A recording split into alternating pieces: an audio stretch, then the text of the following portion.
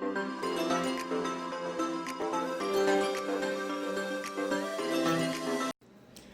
Friends, welcome to last foundations. मेरा नाम उस्मान है और आज हम लोग देखने वाले हैं टाइप्स ऑफ डीसी मोटर। ठीक है, जैसे आपने डीसी जनरेटर देखा था वैसे डीसी मोटर देखेंगे। तो बेसिकली दो ही टाइप है, एक शंट है और एक सीरीज़ है। ठीक है, तो आज पहले शंट देंगे, पहले लिखा गया पहले वो एक बार पढ़ लेता हूँ। Similar to DC generator the DC motor are classified depending upon the way of connection. किसका connection? Wind field with the armature winding. ठीक है, तो दो टाइप के कनेक्शन होंगे, इसलिए इसको दो नाम है। क्या है? एक है अपना शंट मोटर, एक है सीरीज़। तो आज अभी शंट देखेंगे, अगले वीडियो में सीरीज देखेंगे। ठीक है, तो पहले शंट देख लेते हैं।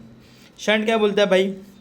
तो शंट बोलता है in this type of DC motor the wheel winding is connected across the armature winding. ठीक है, मतलब क्या? ये जो फील्ड वाइंडिंग है आपकी वो अक्रॉस किससे कनेक्टेड है? आर्मेचर वाइंडिंग से। ठीक है, ये सिमेट्रिक डायग्राम है। ठीक है, तो ये फील्ड वाइंडिंग किससे कनेक्टेड है? Armature winding. ठीक है, पहले आपको ये लिखना है, फिर उसके बाद डायग्राम बनाना है। पहले डायग्राम नहीं बनाना है। ठीक है, पहले ये लिखना है। ठीक है, and the combination is connected across the supplying. मतलब सप्लाइंग क्या है? अपने जो वोल्टेज जो आप लगाने वाले हो उसके अक्रॉस ये सब कनेक्टेड है। मतलब क्या है? पहले आपका क्या आएगा? फील्ड वाइंडिंग, उसके बाद क्या आएगा? आर्मेचर वाइंडिंग, उसके बाद क्या आएगा? आपका सप्लाई वोल्टेज। ठीक है, तो फिर लिख देने का भाई क्या क्या है। पहले तो देखो, जो भी करंट फ्लो होगा वो करंट अगर निकल रहा है ऐसे तो इलेक्ट्रॉन किसे फ्लो होगा? इस तरफ से। ठीक है, अगर ये लेफ्ट जा रहा है तो इलेक्ट्रॉन किधर आएगा? राइट में। इतना याद रखना। ठीक है, इतना नॉर्मल है, ये सबको पता होता है, सीधी बात है। अब पहले चीज़ क्या है भाई? वी क्या है? मेरा सप्लाई वोल्टेज। ठीक है, वोल्टेज सप्लाई जो मैंने किया वो आए, जो ये करंट निकला है सप्लाई करने के बाद वो क्या है मेरा? तो वोल्टेज इनपुट करंट है। ठीक है, ठीक है, मोटर को जो इनपुट मिल रहा है वोल्टेज के थ्रू वो अपना मोटर का इनपुट करंट हो गया आए। अब दूसरा क्या है? एन क्या है? Speed of the armature. ठीक है, तो आर्मेचर जो घूमेगा कितनी स्पीड से घूमेगा? तो एन स्पीड से घूमेगा। ये किस में होगा? आरपीएम में होगा। किस में होगा? ये आरपीएम में होगा। अब ईबी क्या है? अपना जो बैक ईएमएफ है, जो अपोजिंग जो लगता है ना, ईएमएफ क्या होता है? जो अपोज करेगा अपने अप्लाइड वोल्टेज को वो अपना ईएमएफ होगा। यहाँ पर बैक ईएमएफ जो होगा ईबी से बोलेंगे इसको।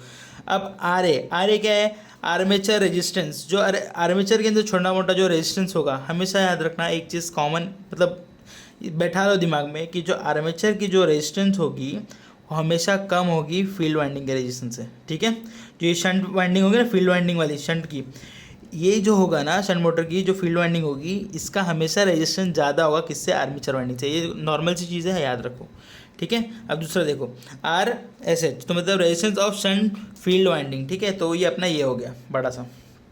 अब आई ए मतलब क्या है? जो आर्मेचर के अलॉन्ग करंट जाएगी। ठीक है, तो आर्मेचर करंट। आई एस एच जो शंट फील्ड के अक्रॉस जाएगी, तो शंट फील्ड करंट। इतना कॉमन सी चीज़ है ये सब, मतलब जो डायग्राम बनाओगे यार वो आपको लिखना है यहाँ पर, सीधी बात है। ठीक है, और कुछ बड़ा रॉकेट साइंस विकेट साइंस यहाँ पर नहीं है। इतना हो गया। अब इसके बाद अपने को क्या बताया? द वैल्यू ऑफ आर, जो मैंने बोला, the value of R A is very small while value of R S H is quite large. R A मेरा क्या है? आर ए है अपना आर्मेचर करंट, आर्मेचर रेजिस्टेंस। ठीक है, आर्मेचर के अंदर जो रेजिस्टेंस है वो आर ए है, और जो फील्ड वाइंडिंग है, ठीक है, शंट फील्ड वाइंडिंग, उसका रेजिस्टेंस है आर एस एच। ठीक है, इतना तो अभी बताया था। Hence shunt field winding has more number of turns with less cross sectional area. इसलिए क्या होता है कि जो फील्ड वाइंडिंग के जो टर्न्स होते हैं वो ज़्यादा होते हैं और उसकी जो क्रॉस सेक्शन एरिया होती है वो बहुत कम होती है। अब ये चीज़ याद रखनी है आपको कि the voltage across the armature and the field winding is same. Same क्यों है? डायग्राम में देख लो, देखो। ठीक है, सेम क्यों है कि दोनों किससे कनेक्टेड है? ये पैरेलल कनेक्टेड है।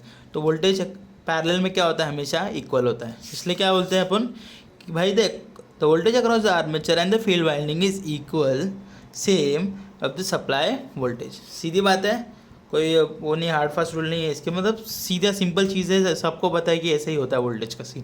पैरेलल कनेक्ट होता है तो सब में सेम होता है, सीरीज में कलेक्ट होगा तो चेंज होगा हर बार। ठीक है, अब फ्रॉम सर्किट डायग्राम जो कि मैंने अभी आपको दिखाया है, ये सर्किट डायग्राम, उसमें से क्या पता चलता है कि the total current drawn from the supply can be return as. अब सीधी सी बात है, अगर मेरा पूरे सप्लाई में से ये करंट आई निकल रहा है, आगे जाने के बाद क्या हो रहा है? स्प्लिट हो रहा है, तो आई को क्या बोलूँगा? I is equals to I A plus I S H, यही बोलूँगा ना, वही लिखा है, I is equals to I A plus I S H. अब this current equation is of क्या? Shunt motor. ये करंट इक्वेशन है किसका? शंट मोटर का।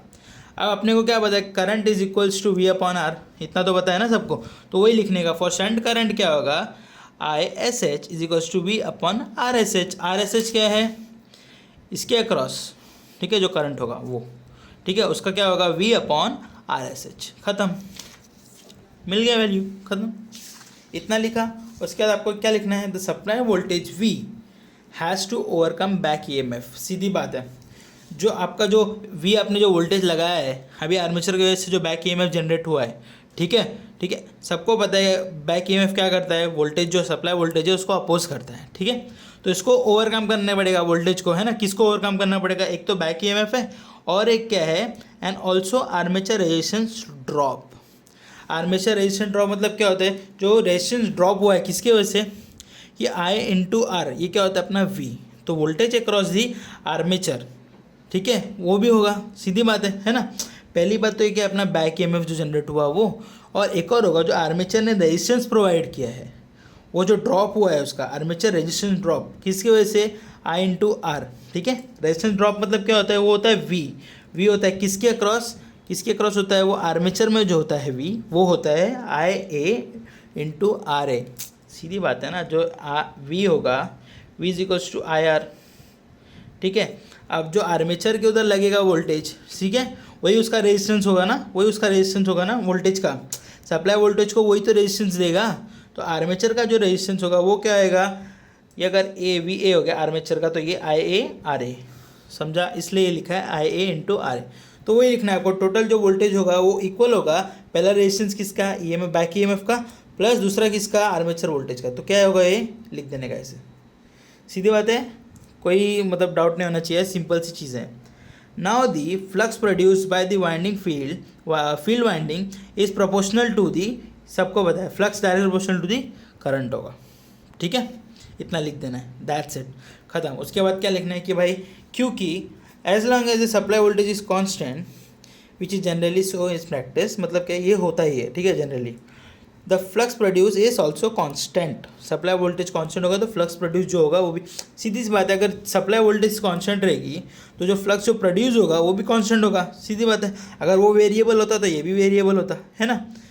Hence DC shunt motor is also called as constant flux motor. इतना सा ही है, derivation भी नहीं है। आपको बोलेगा कि भाई शंट मोटर बताओ, नहीं तो बोलेगा, सिर्फ बोलेगा शंट मोटर, या तो आपको सीधा बोल देगा कि टाइप्स ऑफ मोटर को बताओ, ठीक है, टाइप्स ऑफ डीसी मोटर को बताओ। तो क्या बोलोगे आप, शंट है और एक ये है सीरीज़ है, तो पहले शंट को एक्सप्लेन करना पड़ेगा, सीरीज़ विद एप्लीकेशन, तो ये ज़्यादा मार्क के लाएगा। जबकि आपको सिर्फ शंट मोटर एक्सप्लेन करने बोला तो वो कम मार्क के लाएगा, ठीक है। शंट और सीरीज़ अलग अलग बोला तो कम के लाएगा, और अगर दोनों बोला तो ज़्यादा के लाएगा। अब उसके थोड़े एप्लीकेशंस लिख देंगे। तो क्या है एप्लीकेशन ऑफ शंट मोटर क्या है, shunt motor is constant speed motor, सीधी बात है, कांस्टेंट है। अभी मैंने बताया कि भाई सप्लाई वोल्टेज अगर कांस्टेंट है तो उसका फ्लक्स कांस्टेंट रहेगा, ठीक है। अगर सप्लाई वोल्टेज है आपका कांस्टेंट है तो मोटर का स्पीड भी कांस्टेंट ही होगा, ठीक है।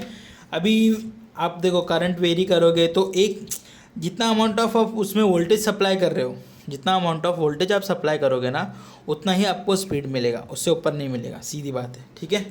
देखिए shunt motor is a constant speed motor has medium starting torque.